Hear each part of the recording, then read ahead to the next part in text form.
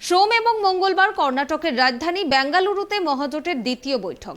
তবে আরেকটু হলেই বিরোধী মহাজোট উড়ান নেওয়ার আগেই মুখ থুবড়ে পড়ছিল। ঠিক সময়ে এসে ব্যাপারটা সামলে দিলেন তিনি আর কেউ নন, তৃণমূল নেত্রী মমতা বন্দ্যোপাধ্যায়। কংগ্রেস এবং আম আদমি পার্টির মধ্যে তৈরি হওয়া সমস্যা ঠিক সময়ে মিটিয়ে দিলেন তিনি। তৈরির আগেই ভাঙতে বসেছিল বিরোধী জোট। অবশেষে কংগ্রেস সুর নরম করতেই মান ভাঙল আম আদমি পার্টির। কংগ্রেসের তরফে দিল্লি অধ্যাদেশ নিয়ে আপকে সমর্থন জানানোর কথা জানাতেই দিল্লির শাসক দল রাজি হলো আজ 17 জুলাইয়ের বিরোধী জোটের বৈঠকে যোগ দিতে। তবে এই সব কিছুই সম্ভব হলো দুই রাজ্যের মুখ্যমন্ত্রীর দৌলতে। তারা হলেন পশ্চিমবঙ্গের মুখ্যমন্ত্রী মমতা বন্দ্যোপাধ্যায় ও বিহারের মুখ্যমন্ত্রী নীতিশ কুমার।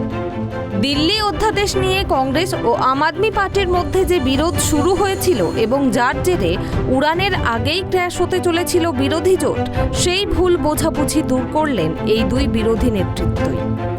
সূত্রের খবর, দিল্লি অধ্যাদেশ নিয়ে আম আদমি পার্টিকেই প্রথম থেকে সমর্থন করতে চেয়েছিল কংগ্রেস, কিন্তু 23 জুনের বিরোধী জোটের বৈঠকে একটা ভুল বোঝাবুঝিতেই প্রশ্নের মুখে পড়ে যায় বিরোধী ঐক্য। ওই বৈঠকে কংগ্রেস জানিয়েছিল তারা কখনো বিজেপিকে বা বিজেপির মতাদর্শকে সমর্থন করবে না, কিন্তু কেজরিওয়াল দিল্লি অধ্যাদেশ নিয়ে বিরোধী দলগুলির সমর্থন চাইলে চুপ করে থাকেন রাহুল গান্ধী, মল্লিকার্জুন খাড়গে। শেষ ধাক্কা লাগে আপ শাসিত পাঞ্জাবে একের পর এক কংগ্রেস নেতার গ্রেপ্তারি। মুখ্যমন্ত্রী ভগবন্ত মান দুর্নীতির বিরুদ্ধে যে অভিযান শুরু করেছেন তাতেই সম্প্রতি গ্রেপ্তার হন প্রাক্তন উপমুখ্যমন্ত্রী ওপি সোনি। এতেই চটে যায় কংগ্রেস, এমনটাই সূত্রের খবর। গত 23 জুনের বৈঠক শেষেই বিবৃতি প্রকাশ করে আম আদমি পার্টি জানিয়ে দিয়েছিল দিল্লি অর্ডিন্যান্স অর্থাৎ দিল্লির আমলা নিয়ন্ত্রণ সংক্রান্ত অর্ডিন্যান্স নিয়ে কংগ্রেস নিজের অবস্থান স্পষ্ট না করলে বিরোধী জোটের পরবর্তী বৈঠকে তাদের পক্ষে যোগ দেওয়া মুশকিল হবে। আর আপের এই অবস্থান জানার পর থেকেই শুরু হয় জলঘোলা।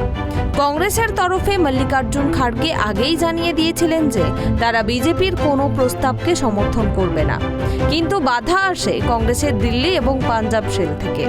বিষয়টি আরও জটিল হয় যখন পাঞ্জাবের আপ সরকারের দুর্নীতি বিরোধী ধরপাকড়ে গ্রেপ্তার হন পাঞ্জাবের প্রবীণ কংগ্রেস নেতা ওপি সোনি।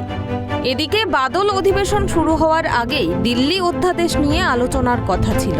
কংগ্রেস কোনো সাড়া শব্দ না করায় আম আদমি পার্টি সাফ জানিয়ে দেয় যে কংগ্রেস যদি নিজের অবস্থান স্পষ্ট না করে তবে তারা বিরোধী জোটের দ্বিতীয় বৈঠকে যোগ দেবে না। কংগ্রেস সর্বভারতীয় সভাপতি মল্লিকার্জুন খাড়গে যখন অরবিন্দ কেজরিওয়ালকে ফোন করে বিরোধী জোটের বৈঠকে আমন্ত্রণ জানান, সেই সময় কেজরিওয়াল দেখব করে কাটিয়ে দেন। এই চাপের পরিস্থিতিতেই ময়দানে নামেন নীতিশ কুমার ও মমতা বন্দ্যোপাধ্যায়।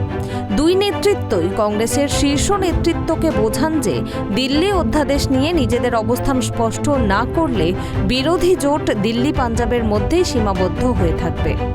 পশ্চিমবঙ্গের মুখ্যমন্ত্রী তথা তৃণমূল সুপ্রিমো মমতা বন্দ্যোপাধ্যায় নিজে মল্লিকার্জুন খাড়গেকে ফোন করেন এবং কংগ্রেসকে দিল্লি অধ্যাদেশ নিয়ে স্পষ্ট ব্যাখ্যা দেওয়ার পরামর্শ দেন।